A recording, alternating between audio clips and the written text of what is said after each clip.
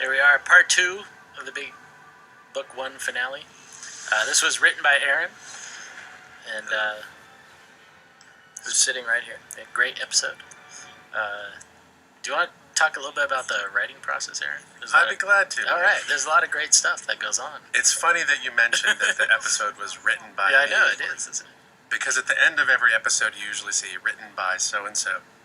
Anyway, basically this is just, when you see a writer at the end, that's the lead writer on the episode, the person writes the script. But I guess in general, we're extremely collaborative on this show about the way that we develop every story, and the way that we kind of write and rewrite the episode. So there's a lot of contributions coming from a lot of different places. In the case of the part 1 of this and the part 2 of this, for example, we pitched out for I think an entire week. We worked out every detail of the story of both so that they would all kind of flow together and connect and work so well. I should probably mention some of the other members of the writing staff while I have a chance. There's John O'Brien and Tim Hedrick and Elizabeth Welch Ehasz, who is my wife, and we also have Josh Hamilton, who is our superb writing assistant. Yes, all Writer assistant. great, talented folks, and it's a pleasure to write with you all. We like this odd spirit guy who's very funny. Voiced by Mark Creation. Hamill. Yes. Mark Hamill, also the voice of the Fire Lord. You may or may not know that. And Aang is voiced by... Zach Tyler Eisen. That's right. I was waiting for you to fill it in. Yeah. I thought you were No, he's he's an amazing 12-year-old young actor, and just has brought so much life and vitality to a consummate Aang's character. professional. Yeah, just more professional than I am at my age. So Zuko, a man of few words but well-acted words. yes, Dante Bosco does his voice, and just another great actor. When we were casting Zuko, we said we wanted someone who could say one word but suggest a lifetime of tension, and Dante just did such a great job. I remember also that my middle name is Dante. I remember seeing his name on the CD of auditions, and his name was Dante Bosco, and I was like, that's the guy right there, I know it. Of course, I hadn't heard his voice at all, but it actually turned out that he was good. And James Garrett did Roku. He's a really cool actor. yeah, great voice quality. Zach, the voice of Aang, was what's incredible is he's a master at ADR, which is additional dialogue recording. I think that's what it stands for. And it's where you have to match your voice to the picture. So you have to go in and match the animation. It's really difficult, and even for adult actors, it's pretty trying. And Zach is just incredible. He's done entire episodes that way when we had to do that, and he's a trooper. And he's also, what's great, he's just such an ornery kid. He and Justin Brinsfield, our recording engineer, I remember them just rocking out on the bass on his first trip out here to LA. This is a cool scene because this is probably the most Zuko has talked in one stretch the whole season. Because he thinks no one's listening. I like that color correction there. We had to suggest that campfire was there. Looks cool. The big epic battle. This was definitely a challenge because we wanted to, suggest the enormity of this battle, but due to time and resources and limitations, we obviously can't show every part of the battle. So yeah, this is really hard to do in TV. Yeah, but I think everybody it comes pulled it off. across. Yeah, you get shots like this where you see things mixed in with the details. So Great tanks designed by Aldina Diaz, and these ships too. and I think all the ships and the tanks are CG in the show, computer generated and composited in with the animation. Hans. There he is. So we shot reference of Dean flipping his hair around for that. This is a great. Aaron had this idea. We had totally forgot about Han and this mission that he was supposed to be on, and Aaron pitched this idea, what if Zhao just tosses him overboard? I know it's kind of crazy now. thought it was hilarious. I love that Uncle has the empathy to shake his head in Yeah. pity. Bye-bye, Han. So remember this library, because it'll show up again. And the calligraphy by SLE, who's our calligraphy expert and does all of our translation. Early on, we decided all the writing would be in classic Chinese.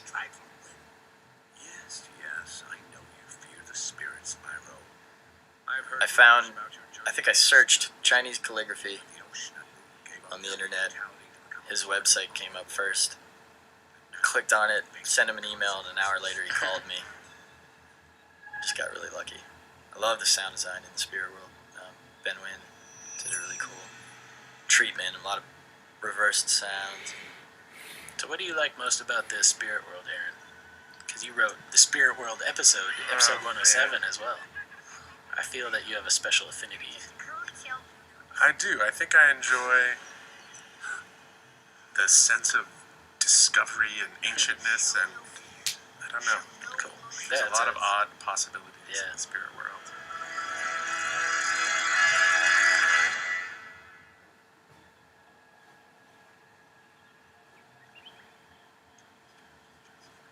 Aaron created this really creepy character, Ko. Yeah, this whole sequence, the purpose was to be very scary. David Filoni directed this episode, and he storyboarded the sequence. I love that shot. We got the perfect actor to play Ko too, Eric Todd Dellums, who was played a villain on a popular television crime show that I enjoy. Amazing. Yeah, this is definitely... I think if I was 8 years old and saw this guy, I would probably have nightmares, so... Sorry, kids, if you had nightmares. Fear is a healthy, natural Yes. emotion. But I just love, again, it's like... Not only is it a scary moment, but it's like, you're kind of feeling for Aang, because he has to, like, put on this brave face and not show any emotion during the scene, which was a great device, I think, that Aaron used to, like, add drama to the scene, so... You're waiting for that moment when you know Aang is gonna show some emotion, or I love how it affects him in the real world, Yeah. too. I love all the snow in this scene. It looks really cool. Yeah. You really feel like it's a blizzardy tundra. Yeah, weather is a really hard thing to pull off on TV animation. This one definitely came out successful. I like that shot, too. The sky is really cool. It's interesting hearing Sokka sort of complimenting Zuko. Yeah. He He kind of respects recognizes. Yeah.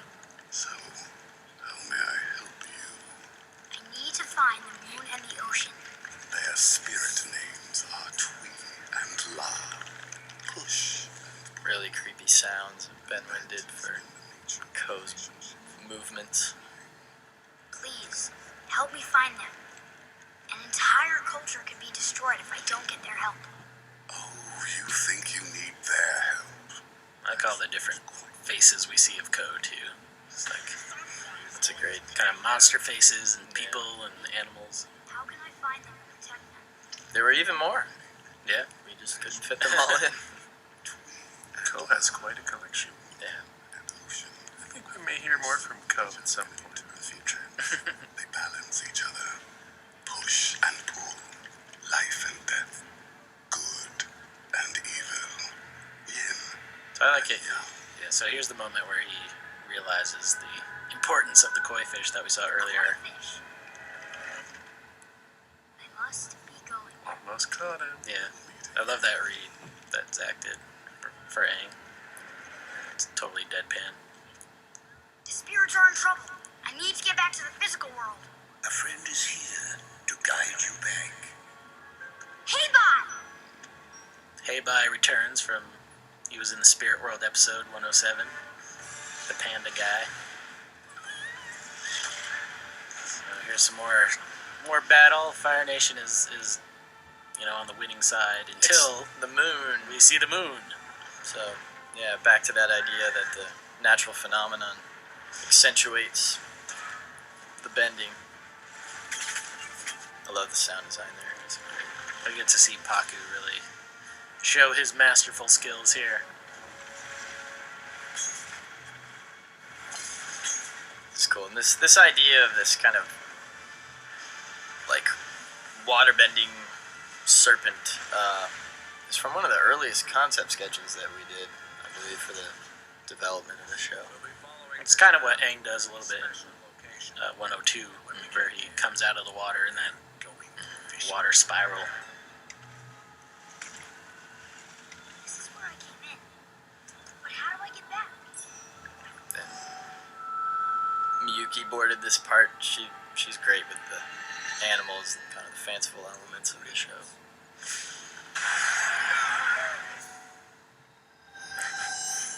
So much just happened in the last 5 seconds, so there's no way to commentate it. Where's my body? I really like that shot. I mean, that's, a story thing that we struggle with every episode, really, is like, That's gotta be it. Yep, we have these really complex stories sometimes that we have to cram into, 22 and a half minutes, and it's certainly hard to get everything in, but somehow we always manage to do it. So. It's a great little comedic moment. Some fantastic animation by JM Animation. That won't be enough to escape. Love that Aang does this huge airbending move and then can only inchworm his face in the snow. I love how Zuko just dismisses him. It's not gonna be much of a match. This is a great shot. Dean Kelly. This part. So now with the full moon, Katara got the upper hand on Zuko. Spirits are in trouble. Great animation on that little that bit little, of rope. The little details like that, I just love. They're so lucky to have little flourishes like that. Let's go. TV animation. Yeah, it's great because the studios in Korea that do the animation, what's great is that we set up a system where they are able to add and kind of augment the storyboards that we send them. So they'll often add great little acting moments or little flourishes like that. I love the contrast of Aang's altruism and then Zhao's evil. So I think Act 3 was kind of a challenge because it was all this couple just very monochromatic tones. There was the red section, then the black and white section later. Was that difficult art direction wise, Brian? It was. There was okay, it goes red, and then there's a transition where the sky goes black and you lose the moon. So, do we see the stars? Do we not see the stars? And, yeah, you'd think it might be easy just having one color, but then we have fire flashes where there's a little bit of color. I'm actually, speaking of color, I'm really happy with how this flashback sequence came out. Hejung Kim, color supervisor, just did a fantastic job. I love doing these monochromatic scenes, but they're not totally monochromatic. They're just limited palettes usually, little hints of color. Great water animation. See the younger Paku in those scenes. I am a legend. This is a great moment for The Zhao. Fire Nation will for generations tell stories about the great Zhao who darkened the And just when he's getting too pompous, conqueror. Momo takes him down. Slayer. Zhao! This is where I definitely see some acting reference from my so-called performance showing up in the animation. It's cool. It's interesting because bad acting often translates to good animation. Gotta do this like soap opera acting. Bother. Zhao! Don't! It's my destiny to destroy them. Love the music here by Jeremy Zuckerman. Destroying the moon won't hurt just the water tribe. It will hurt everyone, including you. Destiny is a real recurring theme on Avatar. We approach that theme a couple of times over the course of the series. But I'm glad that we often talk about the choice that's involved with Destiny, and that Zhao could choose to not destroy the moon here, and I think that kind of ties in with the bending abilities too. That they're not purely magic, it's still coming from something physical. It's like the destiny is there for the character to. Yeah, there's definitely a message like in The Fortune Teller that your destiny is something you have the power to shape yourself. Because I think no matter what you think about the concept of destiny, people have certain situations they're born into, and they're constantly living up to it or fighting it.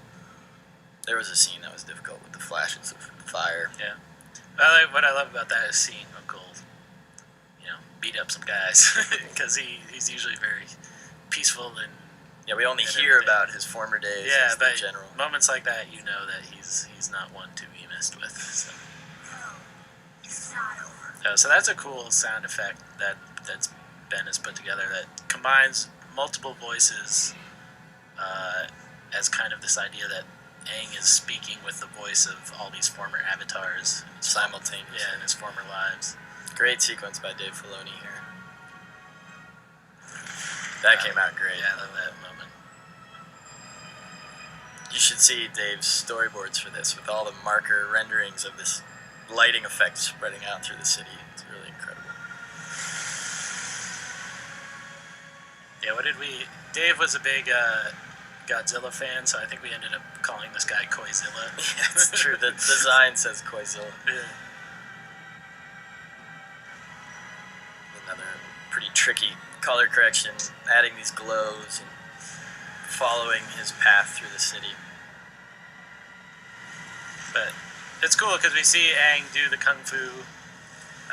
He's kind of doing water bending inside this thing, and then we see the Koizilla do the move after him. So you get this idea that Aang's controlling it. I really liked the effect that Dave got in his storyboards with the marker renderings. So when I did the character design of the Koizilla, I started with these smaller drawings using design markers, blew them up, and then sort of traced the patterns that I'd made. It gave it a real kind of liquid yet energy feeling, and it took forever. And I commend JM for pulling off the animation. Yeah. I love this face-off. This is a rematch we've been waiting for 17 episodes, I think, since Yeah. episode Yeah. 103. third episode. It's nice to see Zuko is a little more cavalier now. He was a little tentative in the 103 fight, staying back at first. Your uncle's showing his ability to see more than a normal person could see. And if you More to know, know about Uncle. if you notice, Yue's eyes are blue despite the rest of the black and white. I won't let you. Your father Because the moon spirit is in her. Is That's that right. why? Yeah. That's right. She's got a little bit of the otherworldly energy in her. Yeah, this is just a great dramatic Great sound design. moment. No! We actually get to see Sokka be tender and emotional, which doesn't happen too often. Great well, it's- animation on her Yeah. lifeless body. That's pretty good. Yeah, I was just gonna say, to see Sokka like that is cool because what we try to do is like, even though Sokka's the goofball a lot, you get to see this other side of him, and all the characters are like that, where we show different sides of them depending on the story and what's going on. Great 3D models of the ships and tanks by Steve Z. I wish I could pronounce his name, but it's more complicated than mine, so sorry, Steve. Again, we have to imply a much bigger battle than we have the resources to show, but I think it came out pretty great. It's great. I really feel like you can sense the characters know they're in the presence of something otherworldly. It's really cool. Goodbye, Sokka. I'll always be with you. Kind of a cool backwards sound Yeah, treatment on her voice. a classic trick of reversing the sound, applying reverb, and then reversing that. The moon is back. Yeah, so now that you see that, the moon is back, the ocean spirit is calmed down. Yeah, I love that moment where the ocean spirit looks up at the moon. You see that his counterpart is restored, so he's... And what's interesting is you notice he drops off Aang at the outer wall there. So this moment where kind of comes in and grabs Zhao is really more the ocean, the wrath of the ocean coming to get Zhao. Yeah, we wanted to be sure that it wasn't Aang Yeah. taking this revenge. And then you get to even see Zuko here, you know, his kind of nobler side. Zhao can't do it. He can't. Yeah. He's too proud. Zhao does not have a noble side. Flash. In the epilogue. I really like the color in this. I like the kind of Maxfield Parrish, like all of the ground has this soft cyan blue, and then the sky is like really desaturated. It's cool. I always wondered what's going to happen when Paku shows up to Grand's house. It's not gonna. She's going to slap him. Kana is gonna have a word with him. Yeah, he thought it was hard fighting Katara, but Just want to mention Andrea Romano, who directs all these voices on our show and does a great job. such a great job that my sister cried when she saw this scene. Yeah. She called me to tell me she cried right after the finale. Yeah, Andrea is just an incredible talent, so much energy. I'm tired. Then you should rest. That's a callback to second episode, I guess. Yeah. Again, their relationship is just great. Yeah, just the way book one ends is really great. It just leaves everyone off at this kind of pivotal moment and a great place to pick up for season 2. It's a moment where we just try to rely on the storyboarding. It's well written, but it leaves room to convey the action, just the images, convey the feeling. Just use another. One of the few glimpses we get of the Fire Lord in season 1, but definitely a formidable presence. And there She is is. Azula. Plays Cool. a big role in season 2. Yep. Man, your name's all over this credit here. That's the other Aaron Ehasz. That's the other one. And We'd like to thank Mike and Wong, Mike and Wong, and our Wong. line producer, and all these great artists on this episode. And the nicest, most considerate, thorough human being you could ever hope to work with. We'd really like to thank Jenna Luttrell and Eric Coleman, who championed this series from its inception. thanks for Nickelodeon for putting on this show week after week. We're still amazed we get to make it, but very, very proud of it. And Yeah, they've been supportive of it since Yeah. the get-go. lucky. Thanks, Nickelodeon.